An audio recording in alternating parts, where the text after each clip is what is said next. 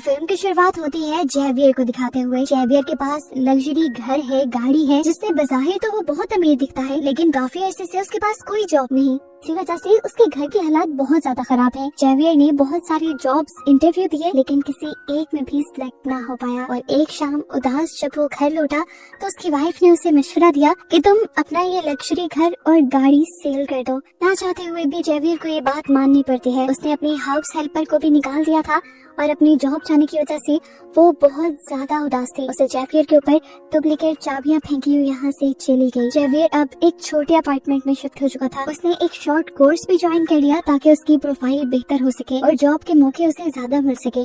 साथ ही साथ वो इंटरव्यूज भी देता रहा। काफी सारों में तो नाकामी मिली, लेकिन फाइनली फिर उसे एक जॉब मिल भी गई। वो बहुत ज्यादा खुश था, लेकिन तब तक जब तक उसे ये पता नहीं चला कि उसे पहले 6 महीने इस कंपनी में अनपेड इंटर्नशिप करनी होगी। समझने कि फ्री में काम करना होगा एक्सपीरियंस के लिए। जेवियर इस टाइम बहुत ज्यादा उदास हो चुका था। वो इस जॉब से भी इनकार करके चला आता है। जाते हुए उसे अपनी कार में से वो चाबी मिलती है जो उसकी हेल्पर उसके मुंह पर फेंक कर गई थी। उसने वो कीज उठाई और अपने पुराने घर की तरफ मुड़ गया। काफी देर वो बाहर खड़ा रहा और जब उसने देखा कि घर में रहने वाले नए लोग यहाँ से जा चुके हैं तो वो सबसे छुपते हुए उसी घर में घुस गया। जेवियर इस घर में नए ओनर की पिक्चर देखता है। इस घर से दिखने वाला प्यारा व्यू देखता है जो उसकी हमेशा से याद था और काफी देर यहाँ स्पेंड करता है, जिससे उसे काफी बेहतर फील होने लगा। और फिर वो घर चला गया। अगले दिन दोबारा वो आया। आज तो वो इस घर की तलाशी भी लेने लगा था। उसे घर में बहुत सारे डॉक्यूमेंट्स और एक रेड कलर का टोकन मिला। ये टोकन एक रिहाब सेंटर का था। वहाँ कौन और क्यों जाता था, जेवियर ये जानने के लिए उनका कंप्यूटर ऑन कर लेता है। उनके कंप्यूटर से जेवियर को उनके बारे में बहुत सारी इंफॉर्मेशन मिलती है, जैसा कि 1 साल पहले इस फैमिली का एक्सीडेंट हुआ था क्योंकि इस घर का ओनर ड्रंक था, इसीलिए 1 साल के लिए उसका ड्राइविंग लाइसेंस भी कैंसिल कर दिया गया था। यहाँ पर उसे ओनर के पूरे दिन का शेड्यूल भी पता चल जाता है और जेवियर ये भी जान जाता है कि नया ओनर अगले दिन 3 बजे अपने रिहैब जाने वाला था। अगले दिन जेवियर भी उस रिहैब सेंटर पहुँच जाता है जहाँ सब लोग नशे की लत छोड़ने के लिए जाते हैं। यहाँ पर वो ओनर भी आया हुआ था। जेवियर को यहाँ पहली मर्तबा देखकर उससे भी यहाँ के लोग सवाल करने लगे तो जेवियर ने अपनी कहानी बनाना शुरू की। उसने बताया कि वो अल्कोहलिक है, यानी बहुत ज्यादा शराब पीता है, जिसकी वजह से उसकी वाइफ और बेटी यानी उसकी फैमिली भी उससे काफी दूर हो गई है। उसकी कहानी बहुत ज्यादा उसके घर के नए ऑनर से मैच कर रही थी, इसलिए फौरन उसने जेवियर को नोटिस करना शुरू कर दिया और यही तो असल में जेवियर का प्लान था। जल्द ही इन दोनों में बातचीत होकर अच्छी दोस्ती बन जाती है। इस लड़के का नाम हमें टॉमस पता चलता है। अगले दिन जेवियर दोबारा टॉमस के घर जाता है, उसका कंप्यूटर ऑन करता है और उसके शेड्यूल में बहुत सारे चेंजेस कर देता है। अब क्योंकि ये शेड्यूल उसके मोबाइल से भी इंटरलिंक था तो उसके मोबाइल वाला शेड्यूल भी चेंज हो गया। टॉमस का कैलेंडर चेंज होने की वजह से वो अपनी बेटी को स्कूल से लेने बहुत लेट पहुंचता है और ऐसे उसकी वाइफ और बेटी यानी उसकी फैमिली उससे बहुत नाराज होती है। इस दिन की वजह से टॉमस बहुत ज्यादा उदास हो चुका था। वो बहुत ज्यादा एफर्ट कर रहा था अपनी फैमिली को ठीक करने की। अगले दिन भी वो रिहैब क्लासेस में जाता है और यहाँ पर दोबारा उसकी मुलाकात जेवियर से होती है। ग्रुप डिस्कशन के बाद ये लोग दोबारा कॉफी शॉप में आ जाते हैं जहाँ पर टॉमस जेवियर से काफी सारी बातें शेयर करता है अपनी फैमिली के बारे में और अपनी फैमिली की पिक्चर भी दिखाता है और जेवियर को भी कहता है कि तुम भी अपनी फैमिली की पिक्चर दिखाओ। तो जेवियर कहता है अभी तो मेरे पास पिक्चर नहीं, लेकिन कल को मैं जरूर दिखाऊंगा। इनकी दोस्ती इतनी बढ़ जाती है कि टॉमस जेवियर को अपने घर बुला लेता है। जेवियर को इस पॉइंट पे ऐसे खुशी होती है जैसे उसका कोई मिशन कंप्लीट हो गया हो। अगले दिन वो अपने पुराने घर यानी टॉमस के घर बुकी लेकर पहुंच जाता है। यहाँ पर अब उसे अपना पुराना माली मिल जाता है जो उसे पूछता है आप किससे मिलने आए हैं। वो नहीं चाहता था कि किसी को पता चले वो टॉमस से मिलता है, इसलिए उसने कहा अभी भी मेरे कुछ डॉक्यूमेंट्स मेरे पुराने एड्रेस पे आते हैं, मैं बस वही पिक करने आया हूँ। फिर अब वो घर के अंदर आ जाता है। टॉमस उसका अच्छा वेलकम करता है और अभी तक टॉमस की बात नहीं जानता कि पहले ये घर जेवियर का ही हुआ करता था। जेवियर इन लोगों के साथ काफी बातें करता है, डिनर करता है और चला जाता है। अगले दिन टॉमस जब ऑफिस के लिए निकल रहा था तो उसके माली ने आकर उससे पूछा क्या कल यहाँ के पुराने ओनर अपने कुछ बिल्स लेने के लिए आए थे। टॉमस ने कहा नहीं, ऐसा तो कुछ नहीं हुआ। अब माली तो टॉमस से सॉरी करके साइड पे हो जाता है, लेकिन वो समझ गया था कि जरूर जेवियर के माइंड में कुछ चल रहा है। वो कल टॉमस से ही मिलने आया था, लेकिन वो इस बारे में शायद किसी को बताना नहीं चाह रहा। इसी दिन दिखाया जाता है कि जेवियर अपनी कार का जानबूझकर एक्सीडेंट कर देता है और फिर जल्दी से कॉल करके टॉमस को अपनी मदद के लिए बुलाता है। इस टाइम जेवियर के हाथ में एक शराब की बोतल थी जिसे देखकर टॉमस को लगा कि उसने ड्रंक होकर ये एक्सीडेंट किया है।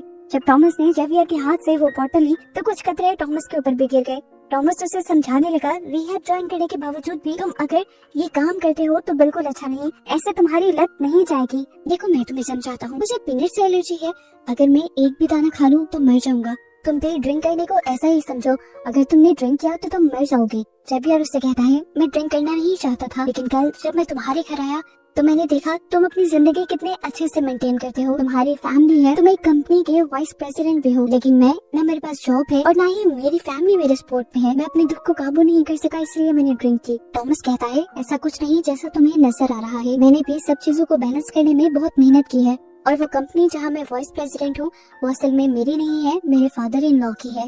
जेवियर उसकी सारी बात सुनकर उससे कहता है, अच्छा मुझे कुछ देर के लिए तुम्हारा फोन चाहिए, मेरा फोन डेड है और मुझे कार टो करने के लिए किसी को बुलाना है यहाँ। टॉमस उसे फोन दे देता है, लेकिन कॉल करने से पहले वो अपने आप को एक मेल भी करता है। उसने ऐसा क्यों किया ये आगे रिवील होगा। इसी सब में उसने टॉमस से प्रॉमिस भी ले लिया था कि तुम घर जाकर अपनी वाइफ को इस बारे में कुछ न बताना, वो पता नहीं मेरे बारे में क्या सोचेंगे।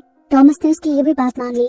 अब वो जब घर गया तो उसकी वाइफ को उसके कपड़ों से अल्कोहल की स्मेल आ गई। वो भड़क गई, उसे लगा कि टॉमस सीरियस नहीं है उनकी फैमिली को लेकर।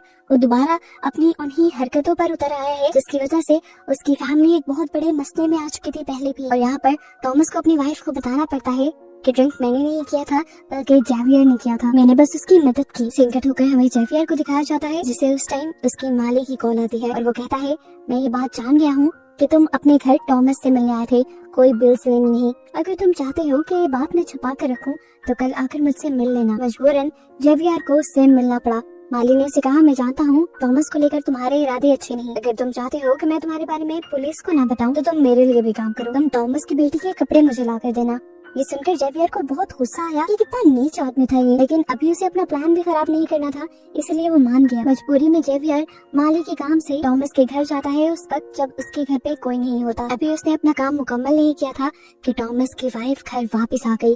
वो बुरी तरह घबरा गया। मजे की बात कि टॉमस की वाइफ इस टाइम जेवियर को ही कॉल करने वाली थी, उसे कुछ कहना चाहती थी। वो उसने जैसे ही कॉल मिलाई तो यहाँ पर जेवियर का फोन बज गया, जिसकी आवाज उसने सुनी भी, लेकिन फिर अपने दिल का वहम समझकर वो अपना काम करके यहाँ से चले गई और फाइनली जेवियर बच गया। थोड़ी देर बाद हम देखते हैं कि जेवियर और टॉमस की वाइफ दोनों एक रेस्टोरेंट में मिले हैं, जहाँ पर टॉमस की वाइफ उससे कहती है कि मैं नहीं चाहती तुम टॉमस से मिलो, मैं नहीं चाहती कि पहले की तरह हम किसी बहुत बड़ी मुसीबत में आए। पहले भी उसकी अल्कोहल वाली आदत की वजह से हमारा बहुत बुरा एक्सीडेंट हुआ, उसमें तो हमारी जान बच गई, लेकिन अब मैं नहीं चाहती कि तुम्हारे साथ रहकर टॉमस को दोबारा अल्कोहल की आदत हो। यहाँ पर जेवियर उसके साथ भी खेल खेल जाता है और बताता है कि ड्रिंक मैंने नहीं की थी बल्कि खुद टॉमस ने की थी। वो उसे टॉमस का एक मेल भी दिखाता है जिसमें लिखा था, जल्दी से यहाँ आओ, मैं मुसीबत में फंस गया हूँ। ये असल में वही मेल है जो जेवियर ने टॉमस का फोन लेके अपने फोन पे उसे टाइम कर ली थी, यानी ये सारा प्लान उसने पहले से ही सोच रखा था।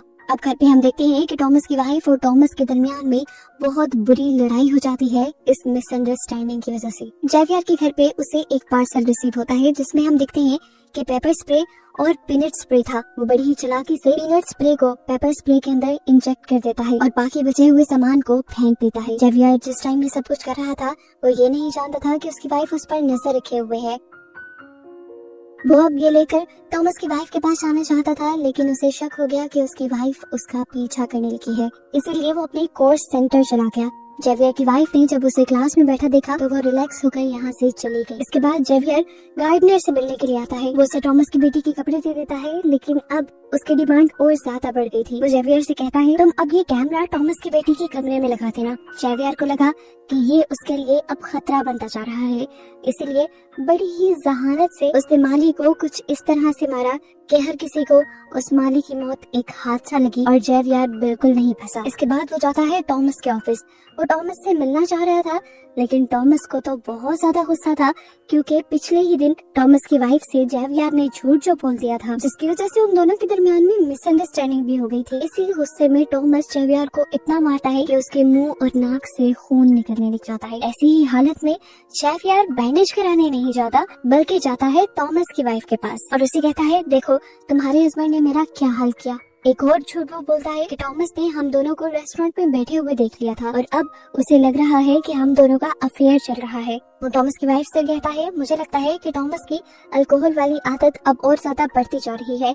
नशे और गुस्से में कहीं वो आपको नुकसान ना पहुंचा दे, इसलिए मेरे पास ये पेपर स्प्रे है, इसे आप रख लें। ये वही पेपर स्प्रे था जिसके अंदर वो पीनट सोल्यूशन डाल चुका था। ये देने के बाद वो अपने घर आ जाता है और अपनी वाइफ से कहता है, मुझे कुछ अर्जेंट काम आ गया है, मैं कुछ दिन के लिए शहर से बाहर जा रहा हूँ। हालांकि उसकी वाइफ उससे पूछते रह गई कि कहाँ जा रहे हो, लेकिन वो जल्दी से चला गया। इसके बाद उसने टॉमस की वाइफ को कॉल की और बोला, मैं जानता हूँ कि आपकी बेटी और आप जिमनास्ट के बहुत बड़े फैन हैं। मैं एक मशहूर जिमनास्ट से आप लोगों को मिलवा सकता हूँ। ये सुनकर तो टॉमस की वाइफ बहुत ज्यादा खुश हो गई और टॉमस के साथ चलने के लिए तैयार हो गई। ये लोग जिमनास्ट के साथ एक पिक्चर पे क्लिक करते हैं, इस तरह जिस तरह ये एक फैमिली हो, और जेवियर जानबूझकर ये पिक्चर टॉमस को सेंड कर देता है। इस पिक्चर को देखकर वो टूट गया। दुख ने उसे कहीं का ना छोड़ा और कई महीनों के बाद आज उसने दोबारा ड्रिंक कर ली। बस यही तो जेवियर चाहता था। वो उसकी वाइफ को यकीन दिलवाना चाहता था कि वो अब भी ड्रिंक करता है, और ये सब करके उसने टॉमस को मजबूर किया कि वो ड्रिंक करे। और ऐसे उसकी वाइफ को यकीन हो गया कि उसके हस्बैंड ने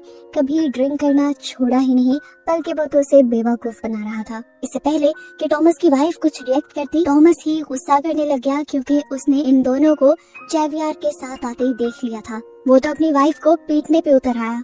टॉमस की वाइफ को अपने आप को बचाने का और कोई रास्ता नहीं मिला। उसे याद आया जेवियर का दिया हुआ वो पेपर स्प्रे, जिसे उसने आगे बढ़कर दराज से निकाल लिया और जल्दी से टॉमस के ऊपर स्प्रे कर दिया। अब क्योंकि इसके अंदर पीनट सोल्यूशन था तो फौरन टॉमस को एलर्जी हो गई और उसका सांस उखड़ने लगा। टॉमस की वाइफ को लगता है कि वो मर गया। घबराहट में वो जेवियर को कॉल करती है और जल्दी से उसे अपने घर बुलाती है।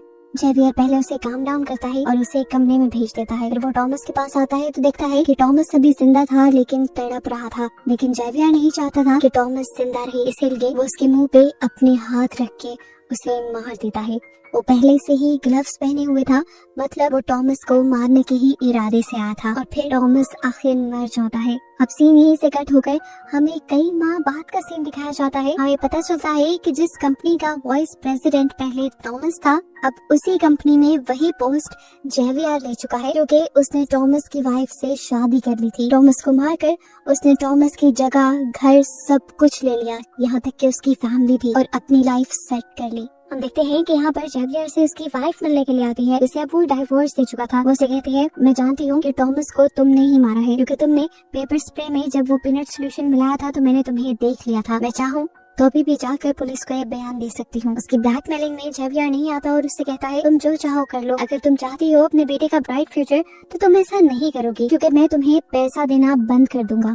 और अगर इस सब के बावजूद तुम अपना शौक पूरा करना चाहो तो कर लो। अब मुझे कोई डर नहीं, मेरे पास बहुत पैसा है, मैं कोई भी बड़े से बड़ा लॉयर करके ये केस जीत जाऊंगा और तुम्हारे हाथ कुछ नहीं आएगा। इसके बाद जेवियर की एक्स वाइफ वहाँ से चली जाती है और जेवियर अब अपने पुराने घर आता है, जिसे वो पहले बेच चुका था, लेकिन ये घर अब दोबारा उसी का हो चुका था। वहाँ वो टॉमस की वाइफ और बेटी को प्यार करता है, जो कि अब उसकी वाइफ और बेटी है। जेवियर इन दोनों के साथ खुश है, उसकी लाइफ अब सेट है, और बस यही दिखाते हुए ये मूवी यहाँ खत्म हो जाती है।